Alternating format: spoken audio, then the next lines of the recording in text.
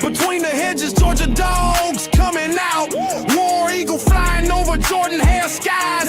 Hottie toddy down in Oxford, rebels rise. Cowbells ringing in Starkville all night. Rocky Top singing in that Neyland light. Anchor down Vandy, black and gold pride. Gamecocks crowing in Columbia loud and wide. Saturday light, y'all know the deal. SC pride, we keep it real from the swamp to the grove. Let that crowd roll. It's water cooler talk, we talk that score. Saturday light, y'all know the deal. SC pride, we keep it real from the swamp to the grove. Let that crowd roll. It's water cooler talk, we talk that score. Gators in the swamp, chomping all day long. Saturday nights in Death Valley, that tiger strong. So we Razorbacks, crowd calling the hogs. Blue Reds battle Wildcats, bringing the dogs. Show me Miss Zoe, black and gold fight. Boomer Sooner running on a Saturday night. Hook 'em horns, burnt orange in the sun. 12th man standing, Aggies get it done. Saturday light, y'all know the deal. SC pride, we keep it real from the swamp to the grove. Let that crowd roll. It's water cooler talk, we talk that score. Saturday light, y'all know the deal. SC pride, we keep it real from the swamp to the grove. Let that crowd roll. It's water cooler talk, we talk that score. Yeah, man, we talk that score around here at Water Cooler Talk Sports, ladies and gentlemen, man. We appreciate y'all so much for rocking with us. It is Iron Bowl week. You can smell it, you can feel it, you can almost taste it. You can almost taste it, ladies and gentlemen. My name is Nick Frazier, one half of Water Cooler Talk Sports. The man, you can't see him, but you can hear him. Tell him who you are, boss man. You are guaranteed to see me. It's Iron Bowl week. You are guaranteed to see me this week. It is Marcus Fitzpatrick. Let's go. Let's get it, ladies and gentlemen. What are we talking about, ladies and gentlemen? From Bubba and the Old Man Auburn Sports Talk, it is our guy, the one and only Bubba. What's up, Bubba? How you feeling, man? Hey, I'm here, man. I'm here. Shout out to Bubba, man. Shout out to Bubba here, man. We appreciate y'all so much for rocking with us as always. As y'all know, before we get this thing rocking and rolling, it's also Thanksgiving week too. So I know a lot of people probably with family or getting ready to go be with family. So, man, we wish y'all a happy Thanksgiving week as well. So just want to say that as well. Just want to tell y'all that. But before we get into this, man, make sure that y'all follow us on Facebook at the Water Cooler Talk Podcast on Facebook. Follow us on Instagram and TikTok at the Water Cooler Talk on Instagram and TikTok, on Twitter at CoolestPod23. Make sure you hit that follow button over there on Twitter at CoolestPod23, man. We need you all to do that. We need y'all to do that. We're trying to get our Twitter following up. So please help us over there. And of course, subscribe, like, share, and hit the notification bell button here on YouTube. I have been saying our goal is to hit 1,000 subs before the end of 2025. And the only way we can do that is if you hit the subscribe button, if you share, if you like the content, if you comment on the content. That's the only way. It's the only way we get our name out there. That's the only way we get out there in front of people, because guess what? Water Cooler Talk Sports is about to take the next step. We're about to take the next step, and we need your help. 1,000 subs before the end of 2025 is what we're trying to hit. And that's where you all come in, because we need your help doing that. We appreciate y'all so much, man. Fellas, how y'all feeling tonight, man? Are y'all doing okay? Are y'all excited? Because it's Iron Bowl week, man. Man, it's rivalry week. Ain't it? Ain't it? Rivalry week, man. We gotta be hyped. It's a lot of stake stake for right now. It's a lot of stake for the team in Tuscaloosa too, and I like that. Is it though? It's a lot to say for Auburn as well. We're gonna talk about that. As you can tell, we're gonna talk about that tonight. We're gonna talk about it tonight, ladies and gentlemen. As y'all know, man, the locker room is here. Iron Bowl. Alabama visits Auburn this Saturday. We'll be in the locker room. It is a 6:30 kickoff. We will come on at about 6:10, 6:15. We're gonna come on and we're gonna be with you throughout the entire Iron Bowl. Because we want you to see the real rap raw reaction of Water Cooler Talk Sports. And then as soon as we done in the locker room, head on over to Auburn X TV for the official post-game reaction show, Tiger Vent, with the mayor, Marcus Fitzpatrick, DC Wolf, the man, the myth, the legend, and everybody's favorite Auburn fan, Auburn Tez. Trying to tell y'all, you don't want to miss this Saturday. You don't want to miss it, I'm telling you. And as always, You do not. make sure that you support the people that support Water Cooler Talk Sports. I got DJ. Follow him on TikTok and Instagram and YouTube at Hollywood_media. That's Hollywood EY. And follow him on Facebook at Hollywood Media with 2 A's. Support the people that mess with the people that mess with Water Cooler Talk Sports. They want to support them. We appreciate y'all, man. Fellas, man, we are trying to do something new here at Water Cooler Talk. Well, it's not really new. We're just cranking it back up. I don't know if y'all noticed, but if y'all saw on the channel today, man, we have new videos out. We do videos now. We do videos. Do 15 minutes or less. 15 minutes or less. Go check out this video right here. Why this Iron Bowl matters. I go into detail as to why this Iron Bowl matters. And tonight's conversation is an extended conversation of that video right there. We're going to niche it down a little bit more. So please go check out this video. Run the numbers up on that video right there. Go like it. Go comment on it. Go share it. Water Cooler Talk Sports, man. I'm telling you why this Iron Bowl matters. Tell me if I like the thumbnail. I think the thumbnail is dope. But we appreciate y'all so much for rocking with us, man. Fellas, all I can say is Iron Bowl week, man. Iron Bowl week. It's exciting.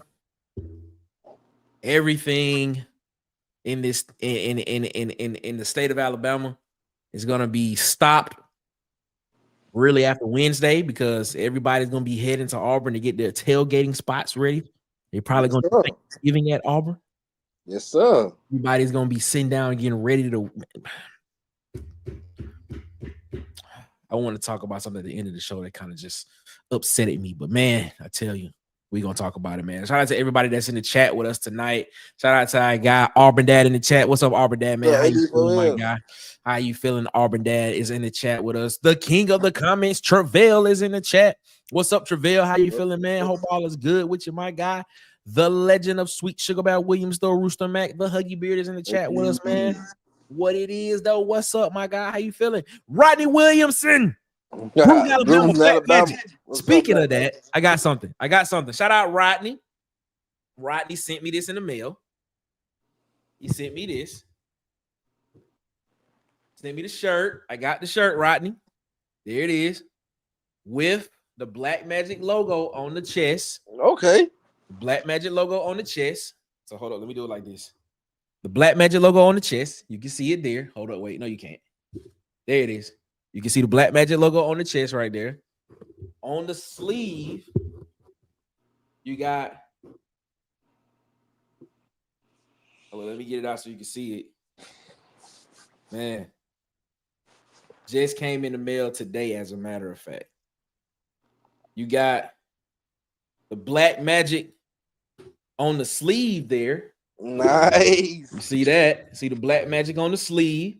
Okay. And on the back, you got the full logo on the back. Black Magic. Shout out to Rodney Williamson from Brewton, Alabama. That's fine, Rodney. My guy sent the shirt. It's 2 more over there. I got the one in white, and I got the one, and I got 2 of them in like a highlighter color. Okay. I'm telling you, man. Neon is what it is. So shout out to Rodney, man, for sending me that, man. I'm gonna wear that on the show. Probably Friday. Probably wait on the show Friday. Right. Do you be doing it in car shows and stuff? Yeah, this is what we want to do. Do you do car shows, Rodney? Let us know. Yeah. I pull up to a car show with that shirt on. I know. Mike McKinney in the chat. What up? I got Mike McKinney. What's going on, Mike? How you feeling, man? How you feeling? It is King Richard in the chat. What up, King Richard? How you feeling, my guy? Okay, Richard. What's going on? I'm not even gonna say his name because he about to come in a minute. Yeah, Ant Robinson in my this boy thing. Ant. What's C up, Hall C-Hall? in this thing. What up, C Hall? How you feeling, my guy? Appreciate you so much, man. We appreciate you so much. Mike said 100% more pressure on Alabama. How y'all feel about that? How y'all feel about that? We're gonna talk about that in a minute. We'll talk about that in a minute, man. Auburn dad said Bama hate week is in this thing. Fresh boy from Beham said we need to win, man. He said we need to win. That's what he said. He said we need to win. Grunt music in this thing. What up, Grunt? War Eagle, man. How you feeling, my guy? How you feeling, man? Grunt. Everybody saying hello to everybody, man. We appreciate y'all so much for rocking with us here and around the water cooler. There's a lot of people saying what's up, what's up, what's up, what's up. We appreciate y'all so much, man. By the way, one more time for Deuce Knight. Yes, shout out to Deuce Knight. 6 total touchdowns, 401 yards in his debut as an Auburn Tiger, man. I'm telling you, it is dope. It is dope. I'm telling y'all better get ready, man. It's gonna be lit in this thing, man. Yes. Let's see. He said he does do car shows. He said, yes, sir. He does do car shows. So we got to make that happen, man. We got to figure out a way how we can get there and make that happen with the shirt on. Shout out to our guy, Rodney, man. And we're going to bring it to the chat right now, man. Everybody loves him. He is a fan favorite. It is Ant for OC. Ant, what's on your mind tonight? What's going on, my guy? What's happening? Chilling, man. Chilling. Y'all know what this week is, man. What is it? What is it, Ant? What is it? Man, it's hate Bama week, dog. You know, we gotta get a win Saturday. You're right. We got to. We get ready to talk about it. We getting ready to talk about this, man. We get ready to talk about this. Shout out to Robert, man. He said, give my man Marcus some credit. He's been screaming for Deuce. Yes, he has. Everybody got to give Marcus his credit for that. Whoa, wait. Hey, did I have to pause that, Bubba? Because I didn't say it. He was just talking about me. Did I have to pause that one? Shout out to Bubba, man. Bubba with the one. What's up, B-Sharp? My boy. B-Sharp in the chat. What's going on, B-Sharp? He repping the other guys. B-Sharp hit my line. Scoob in the thing. He said, hey guys, I've been thinking Jackson Arnold is a good athlete, good runner. We have limited talent at tight end. Ask if he wants to stay and work at tight end. I think he'd be a stud there. I don't think that's gonna happen. I don't think that's gonna happen. He's way too small. I don't think it's gonna happen, man. Wrong position. Really don't see that one happening, my guy. I really don't see that one happening. I think he'll end up at Mississippi State. I work him into a game plan as we get tight end. Nah, not gonna happen. Not gonna happen, man. I put him at running back. Yeah, that's what I was gonna say. Running back. I do a little. That's what he played. Back.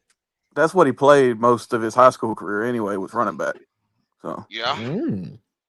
He Riley Harbone in the chat. He said Robert Williams Jr. said it's good to see the offense playing with fun again. We might go off on Bama like a bottled up Wildcat that's been out of the cage. Shout out to Harbone, man. What's going on, Harbone? How you feeling, my guy? Mike McKinney laughed at that pause. Yes, it is. It is a pause, man. Roddy said I will be getting some more with some different print on them. When I get them, I will send you some. Damn, thanks for sharing my t-shirts. Yeah, man, as always, man. Appreciate that, man. Ain't no problem, Rodney. Ain't no problem, man. We appreciate that. Appreciate that. So, Paul Bone, prayer still up for you, my guy. Yes, sir. Yes, sir. Secondary got to be better. Everybody knows that. By the way, I'm in B-Ham more than I like to be. It is what it is, man. We appreciate y'all so much. Let's get into this conversation tonight, man. As you can tell from the thumbnail of this show and from the title, man, who has more pressure in this Iron Bowl? I think a lot of people are gonna go a certain way. I'm gonna try to change some people's minds tonight with where I potentially may go. I don't know. We may be thinking the same thing. Who knows? But I'm gonna start with Bubba. Bubba, in your opinion, who has the more pressure in this game going into the Iron Bowl? Is it Alabama or is it Auburn?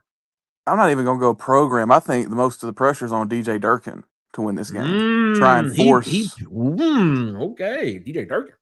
Because I think that's the only way he gets the job. Because I think they've kind of moved away from him, or at least I'm getting that feeling. Yeah, I think if he wins this, though, all the pressure from the fans, they're gonna have an emotional response. He wins this game, he's got a much better shot at it.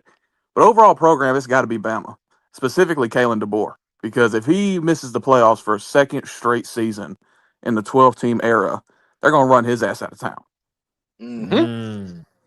It's the team that's causing them to miss it too, Bubba. Yes, sir. What about you, Marcus? What you got? Who you got?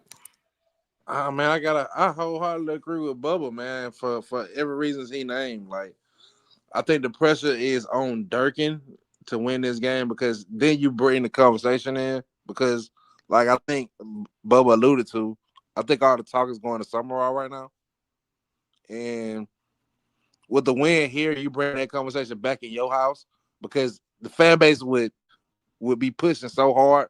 I think Dan Cohen has to make that decision. Overall, I would say Bama, because they can't afford to miss the playoff, bro, and they didn't have. To me, they didn't have a good season so far outside of the tragic losses that they did have. One more would not hurt. I swear, one more won't hurt. Not in my book. Okay. Ed, what you thinking?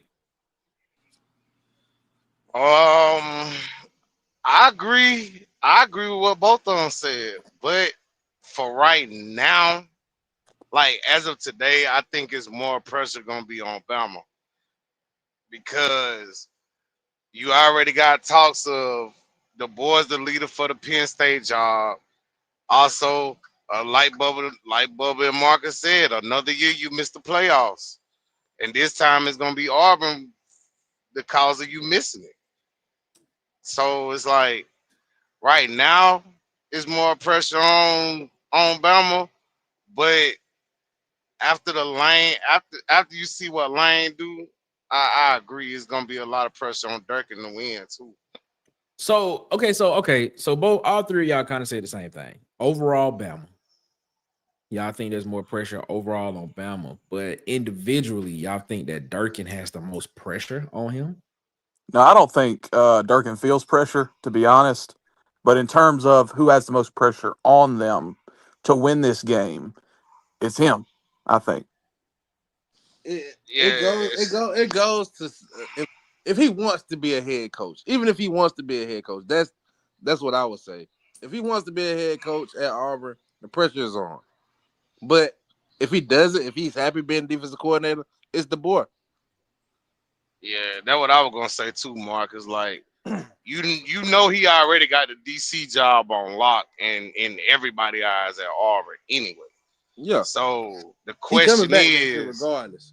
yeah, the question is, do Durkin really want to be the head coach? Or I'll put it like this. I say it this way to be a little different than them. Do the players? Do you think you'll get more out of the players for Durkin being the head coach? Well, the current If roster that makes sense. wants Durkin, Right. and I think Durkin wants the job, but I don't think he's scratching and clawing to get the job. You know what I mean? Like I think he I feel wants it, but I think he knows, if he keeps performing the way he's performing, he's getting a head job somewhere in 2 or 3 years anyway. You know? Yeah, yeah, I'm gonna bring I in feel right that way now. too. I'm gonna bring in right now the star of its SEC season, ladies and gentlemen, the one, the only, everybody's favorite Auburn fan. It is Auburn. Tez, how you feeling tonight, my guy? How you feeling? Tez, you're muted. You gotta unmute your mic. Again, I'm sorry. How y'all doing? This first words, bro. First words. It is. How you feeling tonight, Ted? Feeling pretty good, man. So looks like we're talking about pressure tonight. Oh, of course. Yeah. I asked the fellas the question. I asked them who has more pressure going into this Iron Bowl game. And I think all of them kind of gave similar answers. They say that Bama overall has the pressure, but the pressure is on Durkin to win if he wants the job. That's what they're saying. What are your thoughts on that? Yeah, same. I think Bama has a lot of pressure on them. It's boring. Just I because thought I was gonna be, I thought I was being smart going out the wheelhouse of what everybody else was gonna say. Nope. Nah, man. cause I feel like it's more pressure on both coaches. Being honest, if you really want to know the truth. Yeah, I just think like it's so much pressure on Alabama right now because this is for a playoff berth, and if they don't make the playoffs, they're on the verge of imploding. From the fan base all the way down to it'll start with the fans and it'll like we've been there before, right? We Auburn fans in the building. We know what a a falling team looks like. If they lose this game, bro, that's 3 losses. They possibly don't make the playoff. And there's already rumblings of people not liking the head coach and the head coach not wanting to be there. So, like, man, there's a lot on the line, mainly because the last guy was almost perfect. And uh, Auburn knocks you out the playoffs. yeah, that too, Auburn. and to lose it to Auburn. But to the DJ Durkin point, I don't know if he. I think he's one of those situations where he's so content with being a coordinator. I think he knows that's what he's good at. But I don't know if he. I don't know if he necessarily he'll take the job. I think he just wants the best for those players, if that makes sense. Like, even if they hire somebody else and he's still there, he's probably one of those coaches that wants to make sure that whoever they're hiring is the right person for those kids because of the relationships he's built. Probably the most pressure is gonna be on Derrick Nix, man. I think Derrick Nix is under immense pressure, man, because this is pretty much him, him becoming the coordinator, him becoming this could lead to this is the moment that he's probably been waiting for when taking these jobs and sitting behind Lane and like this is it right here, culmination of it. In one game, you had another dude who was a legend who couldn't put together offense. In 2 games so far, you've done better than that. You have one big one left. If you can manage to put together offense, Derrick Nix's name is going to be on every single coaching board for any team that needs an offensive coordinator instantly. It's interesting. Very interesting. Well, I thought you about that brought too. that up. You brought that up. Well, guess what? I put a video out today saying why this Iron Bowl matters. Make sure you go check that video out on YouTube on Water Cooler Talk Sports. And as a preview, since you brought up Derrick Nix, the video that's gonna come out tomorrow at 7 a.m. Central Standard Time. I make the argument why Derrick Nix should stay as the Knicks OC. So it's surprising that you brought that up, and I make the argument. So giving y'all a little teaser of what tomorrow's video gonna be. But back to that, man. So that's an interesting angle that you put up. He was reading my mind, Tez, because I just finished that video like 3 hours ago on Derrick Nix. Which will come out tomorrow at 7 a.m. Central Standard Time on Water Cooler Talk Sports, man. Make sure you go out there and check it out, like the video, share it, comment, let me know how you think about it. The more pressure on Derrick Nix.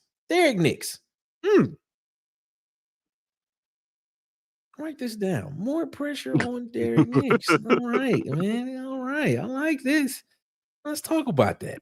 Why is there more pressure on Derrick Nix? Derrick Nix, because you'll hear about this in the video. Derrick Nix has done what he's supposed to do. He's done what he's supposed to do as the OC with the previous guys' plays. Did it better than him. So why is there pressure on him? Because the pressure's on the offense in general, and he's the conductor of the offense. A lot of it has to do with the way he was brought into Auburn. He was brought into Auburn under this pretense of him not being a play caller. We knew that he was going to be a play caller, but because I think Auburn avoided the buyout by not making him a play caller, if that makes sense. The job wasn't an upgrade, and that was the only way that you could avoid the buyout with the Derrick Nix contract was it had to be an upgrade. So he had to go from just like an co-offensive coordinator, which he was, to like an actual play caller. That's why Lane Kiffin was trolling in the beginning. But this has been a big thing. And then you have the previous coach who famously went out and took credit for all the good plays that were called. And even put out a schedule and said, hey, Derrick Nix is going to call plays on first down. We don't know who's going to call plays on second, but me and Ken Austin is going to call them on third. And then that coach leaves, and then the next coach comes in. He makes it a point to say, no, Derrick's going to call the offense every play. All right. So what you're seeing right now, if the reports are true about Hugh Freeze not being there, pretty much, what you're seeing right now is a Derrick Nix offense. So, like, if he can manage to turn, like, you got to think about it. We scored more points in these last 2 games than we've scored in the last 7 or 8, something like that, something crazy combined. So, like, man, if he can turn that around, and he can be the sole reason, the sole reason why that happens, his name is gonna be just hot as fit. I think he knows it too. Like, I think he has to feel that. Like, and the people at the university have to feel that. Like, man, this dude, this is the birth uh of uh one of these young. What I'm trying to think of a young coordinator. This is the birth of a Rhett Lashley or uh Ben one of Arbuckle. these, yeah, Ben Arbuckle, or one of these hot young names as far as offense goes. This is it. And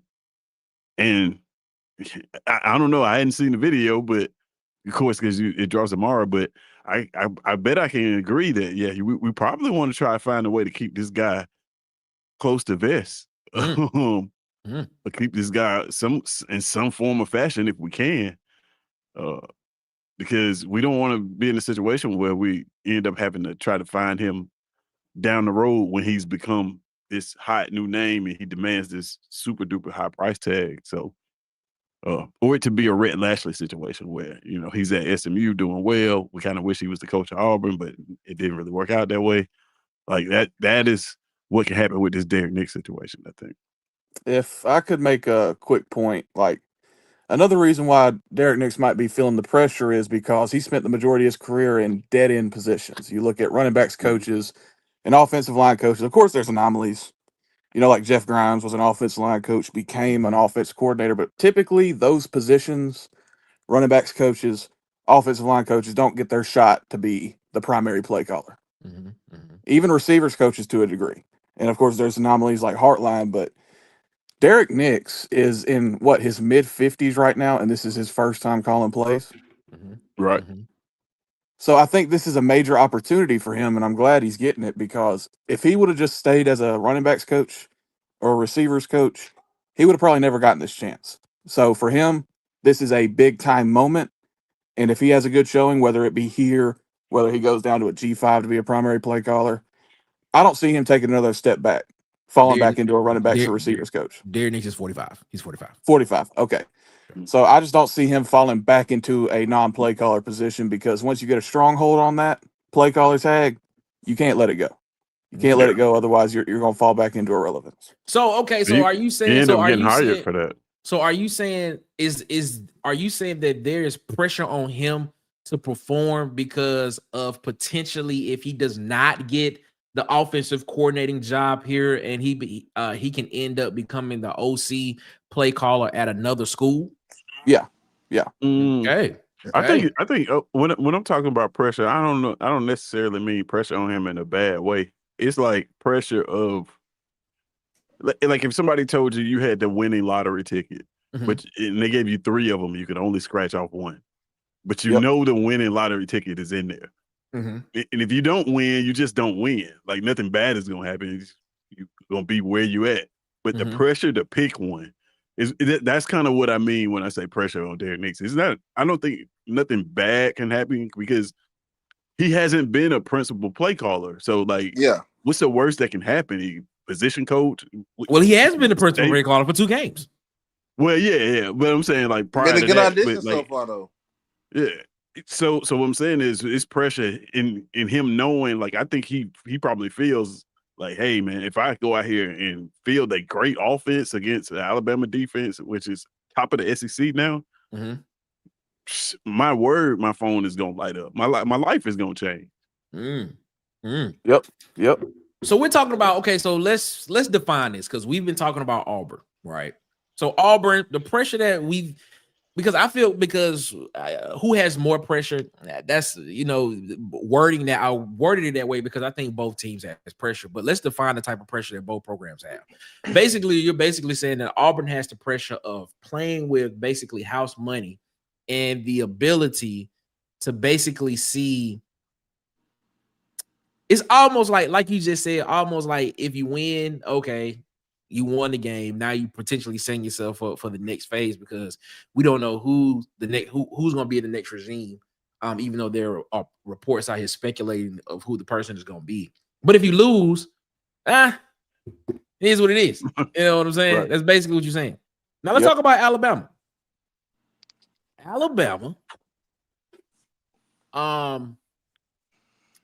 And I talked about this. I'm gonna keep pubbing this because I talked about this in my video this morning. Why this Iron Bowl matters. Make sure you go check out that video on YouTube, man. We appreciate you so much. Like, share, comment, subscribe. We appreciate you. Just gotta pub it. That's what they do. That's what ChatGPT told me. Keep pubbing. So let's look at Alabama, man. I said in the video that Alabama has had the affinity of sitting on the perch of college football, the mountaintop, basically. Yeah, it's where they've been sitting at. When you look at this program, a program that in what a lot of people consider to be the greatest college football coach of all times, his last season, you lose in the semifinals of the college football, the 14 playoff. The year before it literally went to 12-team playoff. You lose in the semifinals. You haven't been back to a national championship game since 2022. You did not make the college football playoff last year. You only won 9 games last year. You were 9-3. And now you're sitting at the crossroads again of a game that you have to win in order to get to the SEC championship game and get to the college football playoff. And if you lose this game, you're looking at another 9-3 season again. That's what you're looking at. Is Alabama, I'm going to ask this question. Is the pressure on Alabama, is it becoming to the point to where now Alabama is getting from the standard that I think that was set so high that they probably can't even attain anymore? Do they have the pressure to live up to that? And is that even attainable still? I mean, from a fan base point, yeah, there's big pressure. And then on top of that, you go from 15, 17 year dynasty where you won at least 5 or more national titles to 2 9-3 seasons, and you looking at everybody else play. You know what I'm saying? It's just like outside looking in. Yeah, it's just like the pressure's there. You know it's there.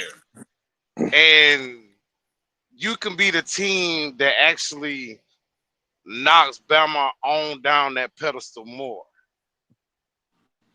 Because they're not gonna put up with this 9-3 every year. But here's the question, they missing playoff. And they missing the playoffs. But here's the question I'm asking. The question that I'm asking about that is the standard that Alabama has set for themselves. Is that even attainable for them now? No. Yeah. Well, it depends on what you think it is. I would say they one game. I would say they 1 game away from it. Can we stop it? Yeah. Yeah. Because they win this game, they back in the playoffs. They back to Bama standard. But if they lose, it depends on what you consider the standard, because a 10-2 team under Saban was considered a down year. So is it like an 11-1 team? Is it like is the standard the 2012 team? Is it the 2020 team? Because I don't think anybody's reaching either of those anymore. Or is it like the year that they made it with Bryce Young and they lost to Georgia in the national championship? Is that the new standard where you're like a 10-2, 11-1 team? I don't know. I really don't know, because I don't know what the standard is. Well, it's kind of, to your point, Bubba, the standard was always higher back then because it was tougher. Now you got to ask Alabama fans what the standard is, because I'm still trying to understand it. Yeah, that too. But now it don't take. I think their standard is getting to the playoffs, right? Because they feel like as long as they get to the playoffs, they got a chance to win, and I can't disagree with that. I really can't disagree with that, though. Tess, you just brought something up. You said the standard is dominance. This standard is dominance. Like, even if they I just even even if Alabama wins a national championship this year, it will not be done in a dominant fashion, and there will be a large portion of their fan base that will not be satisfied with the results on the field because they are not beating the hell out of everybody. They are winning a bunch of close games, and they don't like that. Like, what's at stake for Alabama here is mostly perception. Perception is that you got to think about this. They promised us 80 years here on earth. 20 of these years, Alabama has been the dominant team. So there's a large part of both of these fan bases that have only seen Alabama be dominant. It's a large part of their fan base that's only seen Alabama be dominant. And a large part of them who have only seen Alabama be dominant as an adult. So that means like while they were kids and they were going through college and stuff like that, Alabama was getting their ass kicked. And then now, as an adult, you're getting to see this. And some of these are older people. So like, and Alabama has always benefited from perception. Like this perceived dominance of a team, and they get the benefit of the doubt because of that. In every conversation that we have, when we start doing preseason rankings, we're going to look at the logo and we're going to rank them because of that. This perceived dominance, that's what's at stake here. The longer they go without, and if they lose to Auburn this year, it chinks a little bit at that. And then now, all of a sudden, you look up 3 or 4 years from now, they haven't won a national championship. They don't have that perception of this dominant team anymore. And that's happening, and it's happening slowly. I call it the boiling frog theory because they don't understand that it's happening.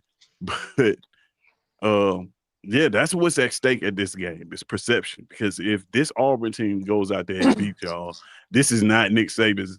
This is not Nick Saban's Alabama. It is going to be for sure stamped. And in that very moment, if we beat them, that's going to be stamped in both fan bases' head. Hey, this is not.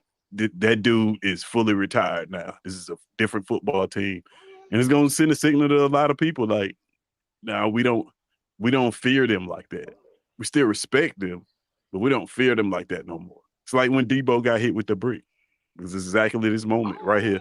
So that's my point. Can they? So that's the reason why I asked the question. You know, I don't want to ask my own questions. I'd rather for the panel to talk it out, and try to get as close to what I was saying. That's what it is. The standard was dominance. The way it looks on the field, it doesn't look like the Alabama teams that you were used to seeing. You know what I'm saying? So my question is that standard? I don't know if we've got an answer to that yet. But is that standard even attainable for this Alabama team? Is that standard even attainable for a Georgia team? As far as this year or just in the future? In general. Yeah, you can do that, but you can't do it on a consistent basis anymore the way they did. You can't do it like 3, 4, 5 years in a row. That's my point. But that's what Alabama did.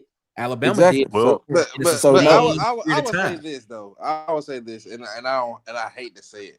If Bama beats us, and going back to what Ted says, make a national championship run, Ted, this would be one of the hardest schedules that they've had in a while. I don't think they would turn their nose up at this national championship.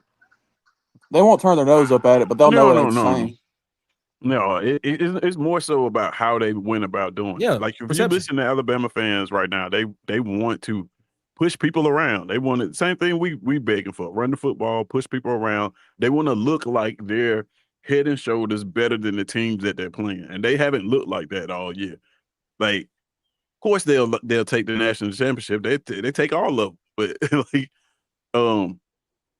I just think that like they would. It would be some questions within the fan base about the team. Now, of course, they give the "I told you so"s and memes.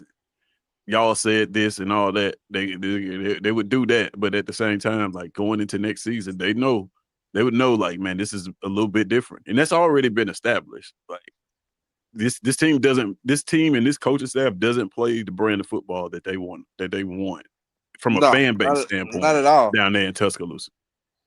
But you're not gonna get that though in this college football era. You're not gonna get dude the in Smash Georgia Mouth doing no it. more. I mean, but Georgia, Georgia, that's what I was finna say. Is he really though? It's the Because closest. It's probably the closest we got. He's winning a lot of close games too. I'll say that. Okay, Tiz, I Put him agree at with that. Alabama. See if he's It's gonna be the closest. We'll see. We'll see. But I think, like you said, it's the brand of football they playing. Because if they win versus the brand that they win in, it's a different tone of voice.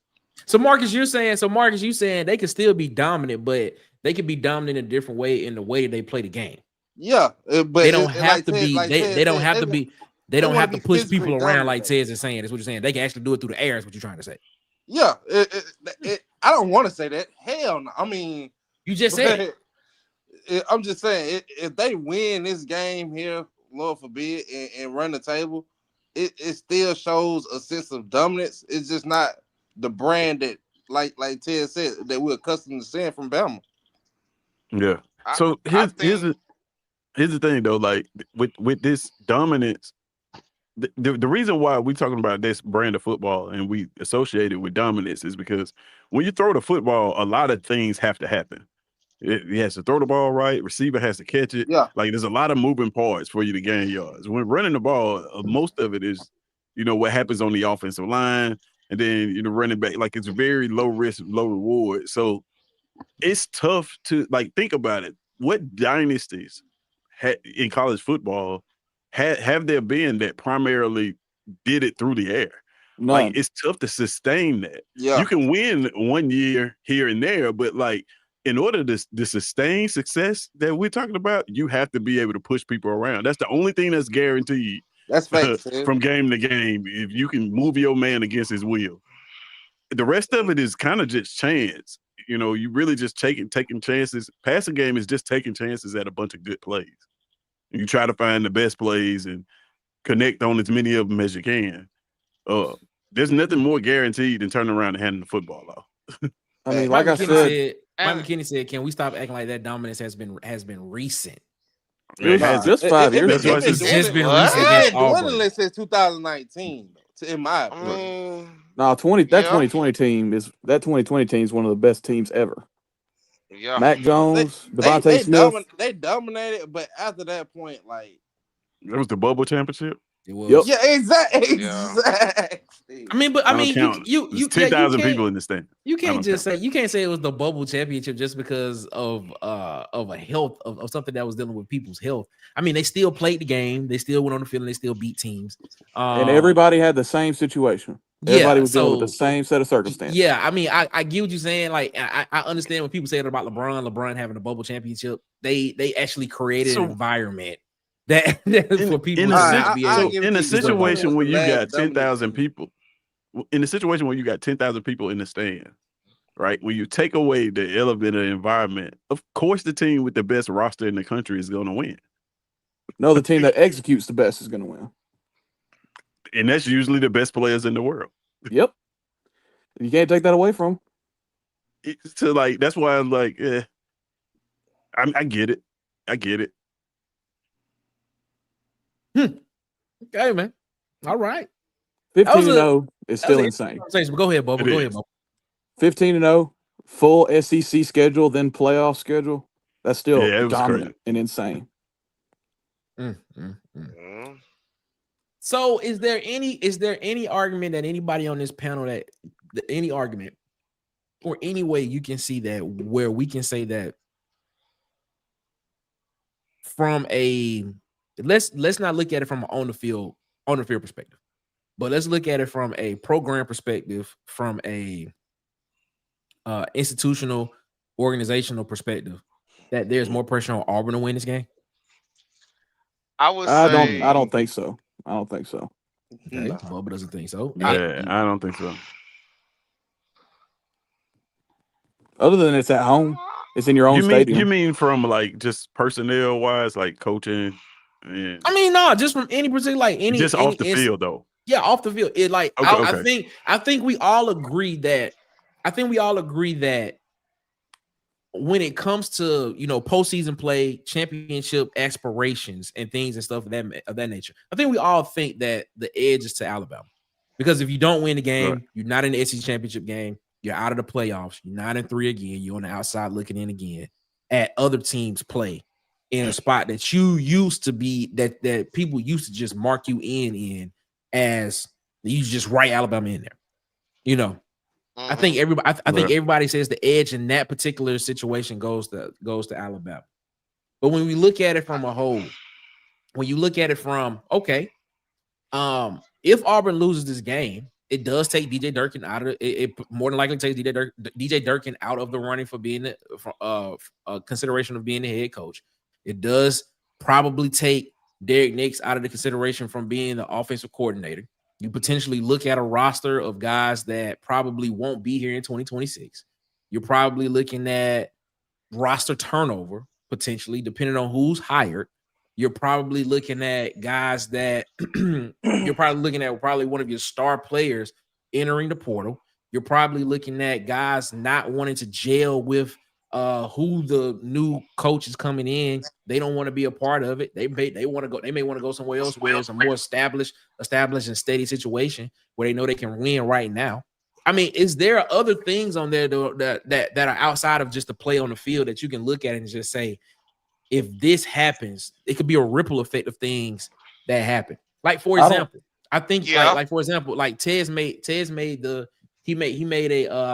analysis one time of basically saying losing the 2021 Iron Bowl, 2023 Iron Bowl probably took a lot out of Hugh Freeze because his arch nemesis retired. It did. Well, there's no way that is something that Ted said, and that ripple effect. We don't know that, but we can sit here and say that could have been a reason why we saw these past 2 years look the way it looked with Hugh Freeze because he did not have the motivation to go beat the guy that was across the state. It's possible, but I believe that 100%.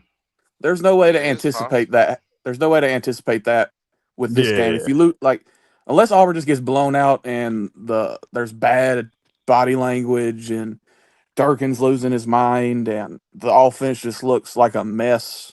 If you just go in and you lose this game by 3 or 7, I don't think we'll know the ripple effects until the portal day hits. Now, if it's really bad, we'll probably know because, based on body language, like, oh, he's out, he gone, he's gone. Like we may know that, but I don't think it's gonna be really bad. I still think a close loss. I still think a close loss could still have ripple effects. I will argue that it might be more ripple effects with a win than a loss. How? Because think about it. In Auburn case? Yeah, think about it. If we win, the fan base is gonna want to keep Nix. If we move away from Nix, that's gonna start a problem. We gonna want Durkin as a head coach. It's been talked that we already hired Summerall. That's gonna be a problem. It's gonna be a lot of upset people when stuff don't go that way if we win. Well, there's no way to avoid that. I agree, Bub. I'll say it like this. I agree with Marcus on that because the more I think about it, you can actually change your program with a win. You know what I'm saying? Like, you got a bowl game on the line. This could be your first winning season in 5 years. You did it with a interim head coach. It's a lot of factors that you can put in and to have positives to. But as far as like how that goes, I mean, you can do a lot of, like I said, you can do a lot of positives and change a lot of things with this win. Because, like, you got Durkin, you got Nix, you got everybody there, you know what I'm saying? You can basically say they're doing job interviews, even if they're not going to be at Auburn. You get, like, even if Nix leaves, this is a good showing that he put up 500-something yards, 40-something points, and got a win against Bama, So it's a lot of positives on the Auburn side that can come out of this game. I'm about to bring in another guy in this conversation. Ladies and gentlemen, formerly known as Fired Freeze, it is the Auburn Thaw. What's going on, my guy? How you feeling? I'm doing okay. How about you, fellas? Doing all right. Doing pretty good, man. You get your thought process on this, man. How you feeling about this? Who do you think has more pressure? Where is the pressure in this matchup, in this Iron Bowl matchup? The greatest rivalry in sports, Joel Klatt. It's on Auburn. Right. Explain why it's on Auburn. Auburn thought. I'm ready. It's on Auburn in multiple levels. Let's start with the fans. Pressure's on the fans. We haven't won in a while against Bama. We all came to the season going, man, this is one of Auburn's best rosters ever. It fell apart. Yep. We've got to go out for the fans, got to go out there, win, and prove we were right that this roster is what we thought it was. Alabama, they're playing pretty much like they expected to play. There ain't no pressure on their fans, really. I mean, they lose, it'll be a disappointment, but it's not really a lot of pressure because they expect them to be who they are, and they're going to be who they are. On the players, too, they've been held back. They haven't achieved. And when they finally, the offense got unleashed, they still couldn't do it against Vanderbilt. You know what I'm saying? Mm.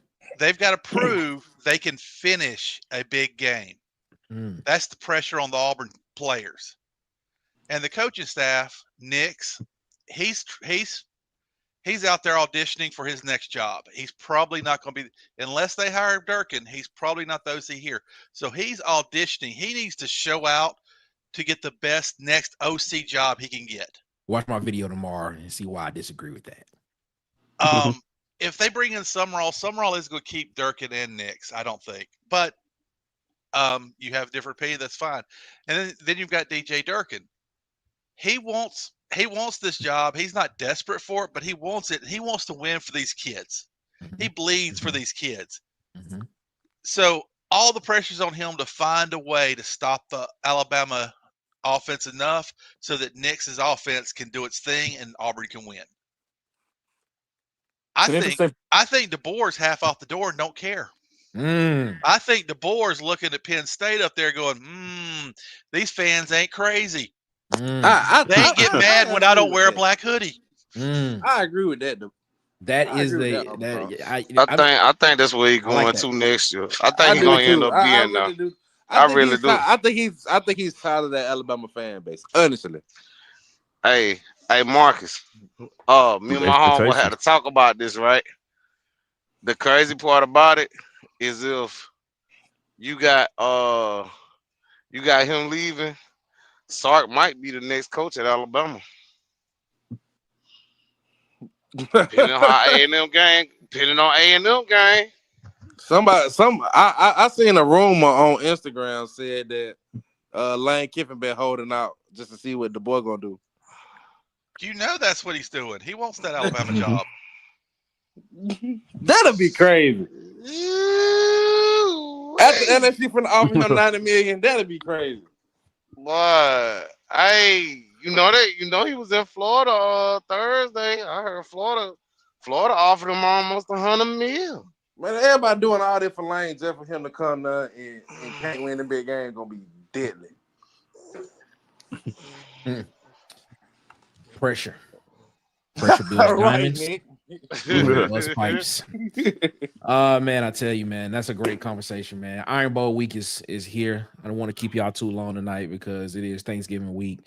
And trust me, you're gonna get a lot of content from Water Cooler Talk Sports from here all the way to the new year. So we don't want to hold you too long because guess what?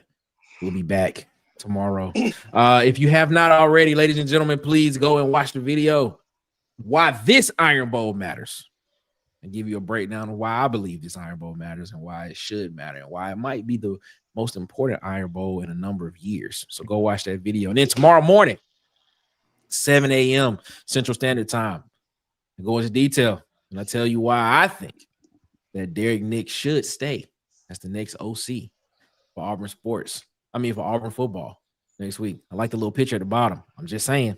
That's what it is, man. I'm just saying. So, it's my opinion. You like it? Like it or not? I'm telling you how I feel. I think Derrick Nix, I ain't going to tell you what it is, but I'm just going to tell you. Watch the video tomorrow at 7 a.m. Central Standard Time.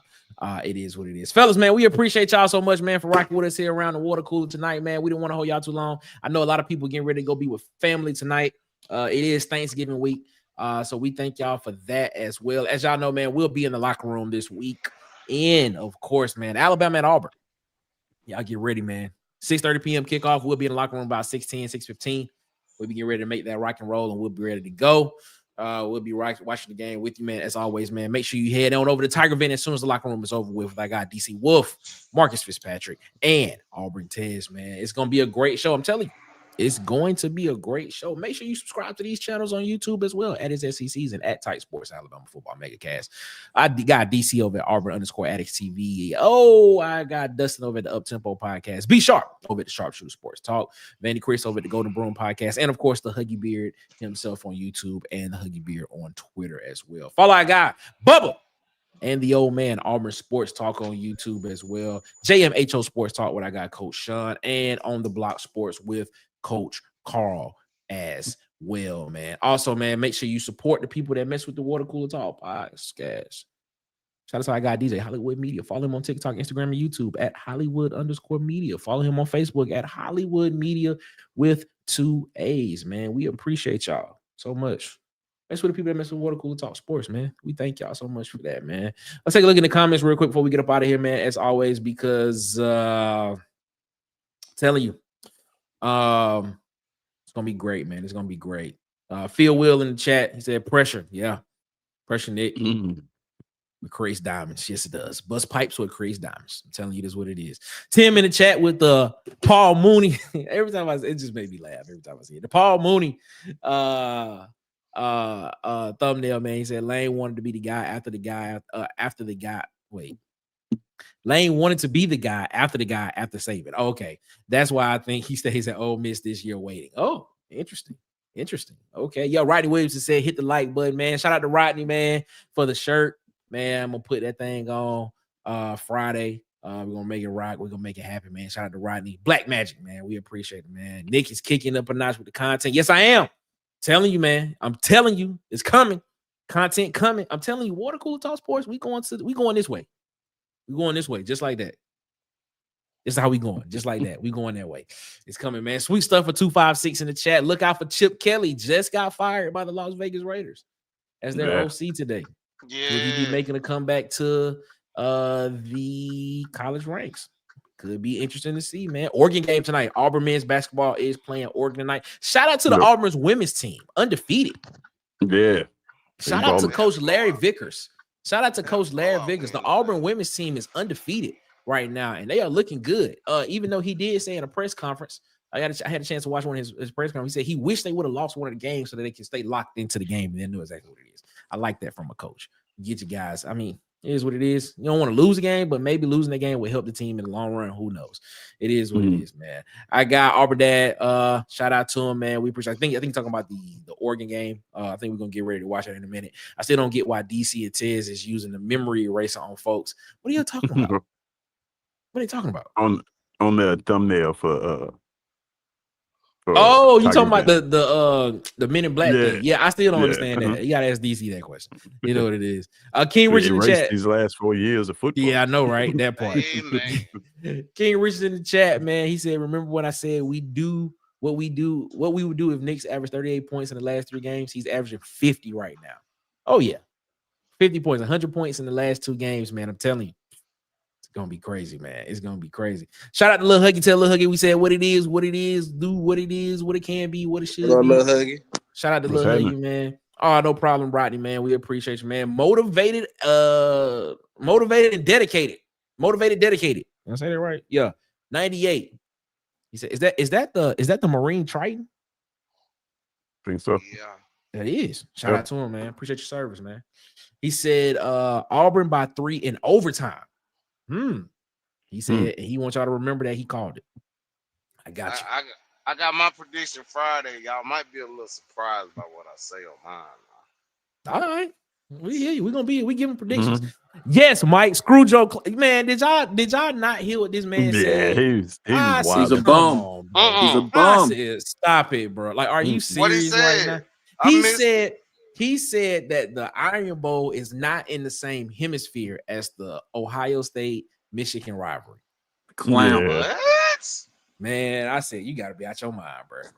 And You the gotta be fact out your that the mind. fact that I stay up here and there's so many Alabama fans up here, let you know that don't hold rank. Cause you ain't finna go to Alabama and see no Ohio State flag. No way. Nah, none. You, Man, None he's up bro, here. whatsoever. I can go to work right now and None take whatsoever. pictures of like 5 Alabama plates.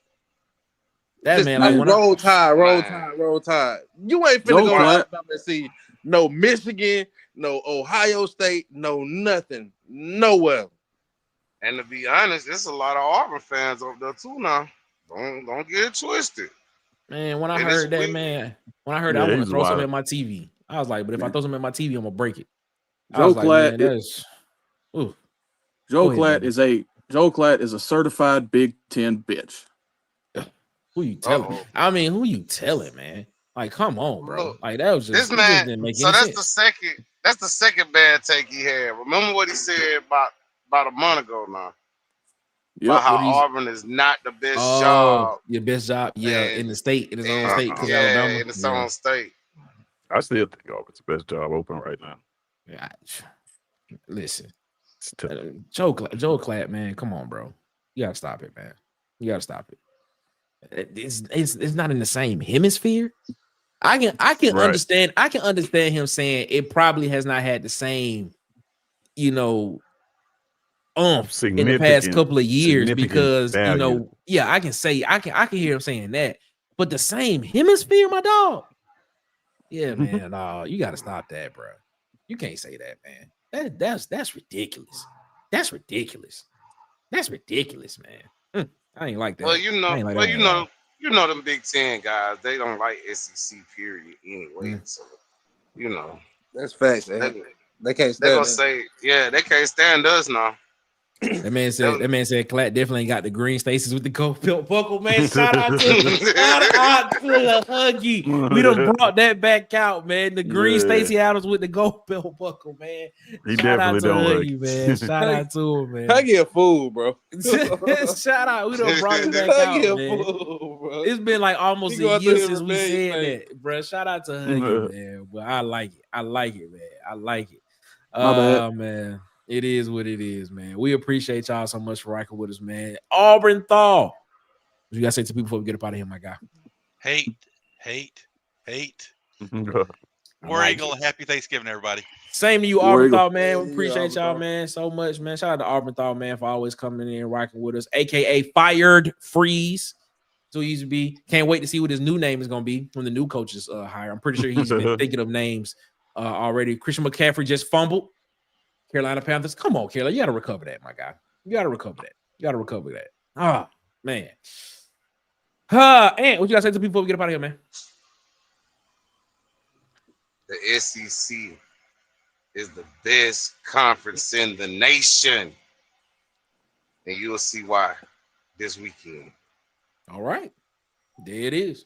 Shout out to our guy. Ed, you on the road? Yes, you going to be sir. home for Thanksgiving? Yes, sir, man. You know I gotta go home, get that fried turkey and When you pulling potato in? salad. Probably be there Wednesday morning, Tuesday night, somewhere in there. He going to put that thing in PC. And so he like 100 miles out. He going to put it in Man, PC. listen And here. go. Man, listen here. I'm gonna plug this thing. If I make it to the state, I'll make it to the state line with 2 minutes left. I'm going ghost mode. I'll holler at y'all. Yeah, man. Shout out to Ed, man. Ed, be safe on the road, man. Yes, Yeah, sir. be safe out there, bro. All right, man. Yes, Shout out to sir. our guy Ant, man. We appreciate Ant so much for rocking with us, man. As always, man. Fellas, man, we about to get up out of here, man. Bubba, tell them where they can find you at, man. Bubba and the Old Man Auburn Sports Talk on YouTube and Twitter. That's what it is, man. Make sure y'all go subscribe over to Bubba and the Old Man Auburn Sports Talk on YouTube and Twitter. And Bubba said he about to start watching season 1 of Martin, so we can know exactly who his favorite Martin character is. We need to see that interception by the Panthers. This is what I'm talking about. Got it back in territory. Just picked off Brock Purdy. We got a question. We got a question of the week, Nick. Before we go, question of the week, Nick. Best side dish for Thanksgiving. Best side dish. Hold on. Hold that thought. We're gonna come back. I'm gonna come back Wednesday with that, and I'm gonna have a list. I'm gonna have a list of 5 things. We'll go from there. Telling y'all. Telling y'all, it's gonna be great. It's gonna be great. Ted, tell me where they can find you, man. Man, you can find me at It's SEC Season on YouTube and all platforms. Tomorrow, ranking show. We're gonna do things a little different tomorrow because I feel like the list is not gonna change much because these games were pretty insignificant. Yep. So I'm trying to make sure it's all set up. So for the first time, we're gonna let the chat rank. I'm gonna let the chat vote for every single number on there, and let them pick the top 10 this week and see how that works out. I'll give that a shot. Should be fun. That's gonna be fun. That's gonna be real fun. I like that. I like that, man. Because I figure if we do it, it's gonna be the same exactly. It's gonna look. It's probably gonna look the same. It's gonna probably look the exact same. Probably look the exact same. I like that. I like that. Shout out to Ryan Boswell, man. Shout out to you, man. Appreciate you coming around, man. We about to get up out of here, man. But we appreciate you so much for rocking with us, man.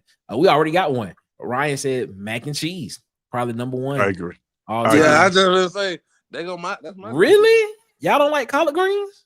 I like it, but not over mac and cheese. No, wait. So y'all don't like. Okay, so y'all saying mac and cheese over collard greens? Yes. Yeah. What? Dressing over collard green for me. That's what. If it's So you said so you picking dressing over collard greens, but you picking mac and cheese over dressing? Dressing, like it depends on who make it for me. All right. So we supposed to be saving it for Wednesday, but it'll be dressing, mac and cheese, then collard greens. If we go into that specific order. Yeah, I was gonna pick dressing. If I'm leaving the event and I can only get one side, I'm gonna get mac and cheese. Really, macaroni and cheese for real? I gotta get dressing. If I only, I gotta get the dressing, man. The dressing gotta be me, bro. I gotta get the dressing. If I only can get one. What about the potato salad? It's hit or miss for me. I don't know about potato salad. Oh, King Richard said he cooked everything from scratch, so I know who house I'm going to. Because guess what? It's right up 45 for me. Right. All I gotta do is go up 45. I'll be in Central Nil. Ain't no problem. Hey, King, if you got some space, I can be there, man. Just let me know. If you walk in for Thanksgiving and then they bragging on potato salad, leave. Man, that part, if that's the conversation at hand, and all the rest of this food around here, and we talking about potato salad, please leave. Because I have walked into a situation like that, Ted, and that's 100% accurate. So here's one. Would you rather have cornbread dressing or would you rather have turkey dressing? That's a good turkey.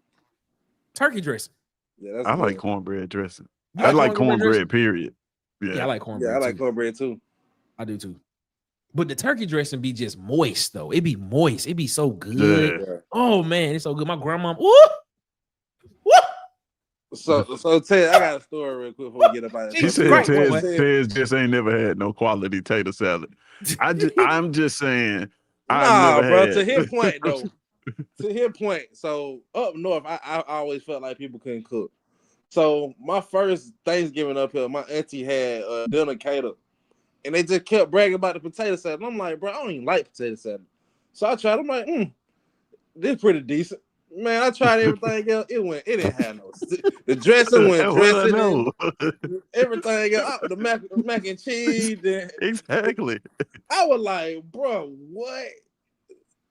I threw my whole plate in the trash, and I went. Man, the tater salad is the highlight of Thanksgiving. You in the wrong Thanksgiving. I agree with you wholeheartedly, there, bro. I'm just saying. Hey, that's a good observation, Ted. That's all. I'm just saying. I mean, don't blame us if you walk in and the only thing good is the tater salad. That's all we. You know what? I like wrong that spot, man. Terrell said he made the turkey cornbread dressing. Okay. That's what I'm talking about. That's what I'm talking about. The turkey cornbread dressing. You're supposed to put turkey in the cornbread dressing. You're supposed to. Yeah, that's what I'm saying. But the thing is, like, some people don't do it. Yeah. Like right here, like Ken Richard said, he put in his cornbread dressing, he put sausage dressing and bread stuffing. Probably pretty good too. I'm pretty sure that does sound good. The sausage dressing and the bread stuffing sound good. Do you put venison? Do you put venison in there? Do you put deer sausage in there as well with it? all these cook, bro. We need to have a tailgate next year, and it needs to go down. Well, here's the thing: we are doing a show from Adeline. Shout out to our guy Edward. We're gonna be doing a show from Adeline's next year, where we'll be doing like we do the locker room. We're gonna be doing a show from there. One of the games, we just don't know which one yet. But yeah, we definitely gonna be doing a show there. Now the tailgate part, oh boy, that's gonna be expensive. That's the reason. We do a water cooler talk tour. Water cooler talk tour, man. We got to do something. We got to get out there to the people. We need to touch the people, man. We need to touch the people. Said Americans only eat turkey once a year, and it's not that easy to cook. One thing you can rely on: some good mac and cheese and some family, friends, football, faith, and fun. I agree. Everybody, yeah, we fry turkeys around there. We fry turkeys around where we at. We fry. Man, that's how you blow up your house. So bad, man. No, if you do it properly, I'm telling you, we fry turkeys, man. We'll fry like 2-3 turkeys. It'll be good, man. Uncle Raymond fry the best turkeys, bro. Thanksgiving is Thursday. Yeah. I say definitely by Friday morning, we will be seeing on the news somebody's house burned out because they was. I mean, yeah, if you don't know how to do it. But the thing is, like, man, the ratio of people that don't know how to do it is too much. Yeah. But see, the thing is, you gotta prepare it right though. You gotta inject it with the right Most people spices. don't let it thaw out enough. That part is why it sets the house on fire. You literally almost gotta let that thing thaw out for like a good 12 hours, if not more. Yeah. You got to. Oh, Wade said he's smoking a turkey this year. Okay, Wade. Okay. That's that. Wade, I can pull up to your house. Wade, what's up? Smoke turkey. Chill out, Mike. You starting early in the morning, Wade. What time you gonna put that turkey on? Mike, I just want to know. You know what, man? We done got something started, man. We supposed to be talking about this on Wednesday. We done got into it, man. Room temp is where you supposed to have the turkey at, room temp. But you gotta let that thing. You almost gotta let that thing thaw for like 12 hours, like half the day. Like that thing take a long time to thaw out, bro. Man, you gotta sit there. How long are you smoking that? How long are you smoking that turkey? Wait, how long are you? What time you getting up in the morning and put that turkey on? He gonna have to smoke. He gonna have to smoke it. He gonna have to smoke it for like at least 6-7 hours. It's an early Wednesday morning. Yeah, early Wednesday morning. So you gonna start early Wednesday morning smoking that thing? You got to. It ain't that much time in the day for it to be ready. You probably gonna do like a 12-hour smoke. Yeah, that's 5 probably to 5. Yeah. Bring that boy out of there by 5 o'clock, 5:30, straight to the table. Where you live at, Wade? Yeah, for real though. I ain't gonna put it in. I know roundabout where Wade from, but I ain't gonna put his business out there like that. I know roundabout. Hey, Wade, drop me a DM, man. Let me know where I can pull up and get me some food. I'll be down there. He said 16 hours. Oh, he doing a 16-hour smoke. Woo! What you smoke? Okay, so if you doing a 16-hour smoke, right that means you gotta have that thing at what by what? 280, somewhere between 280 and 325. If you smoking that for like 16 hours, 250 for 10 hours at 250. Okay. All right, man. We'll be back Wednesday. Marcus, we gotta say people before we get up out of here. I forgot. Man, y'all done made me forget everything I wanted to say. All that food talk. But yeah, hey, man, y'all be safe, man. Catch us Wednesday, man. And hey, man, just know I'm up north, and I'll leave it at that. So, who all want to cook for me and send me a plate? Just think about me, It is what it is. We appreciate y'all so much, man. We'll be back Wednesday, 8 p.m. Eastern, 7 p.m. Central, day before Thanksgiving. We'll be back, man. We're gonna talk a little Thanksgiving, talk a little Thanksgiving food, and we're gonna talk some more Auburn football because guess what? It's Iron Bowl week. It's Iron Bowl week. Iron Bowl week. Man, it is what it is. All right, man. We'll be back 8 p.m. Eastern, 7 p.m. Central Wednesday. As always, man, y'all have a good one. Better yet, y'all have a great one. Oh, he in Bessemer. Oh, you ain't here. Oh, hold up. Wait a minute. We're flying in. Okay. Oh, wait. Man, chill out, Mike. I'm right down the road. That's what I said. That's what I said. Yeah. I wasn't gonna put his business out there like that. I just, No, boy, Mike, hilarious. Man, but yeah, meet man. me off of Arkadelphia, man, with some turkey. Somebody said they in McCalla. They right there. They in McCalla. Yeah, man. Y'all are close, man. We That's might it. have to do a meet and greet. Meet and greet. A meet and Hey, eat. y'all is what gonna it y'all is. gonna swap plates? Meet, greet, and eat. Meet, greet, and eat is what it is. All right, man. Let's get out of here, man. As always, y'all have a good one. Better yet, y'all have a great one. Y'all be blessed, man. Make sure y'all give the man upstairs above his because he deserves all the praise and all the glory.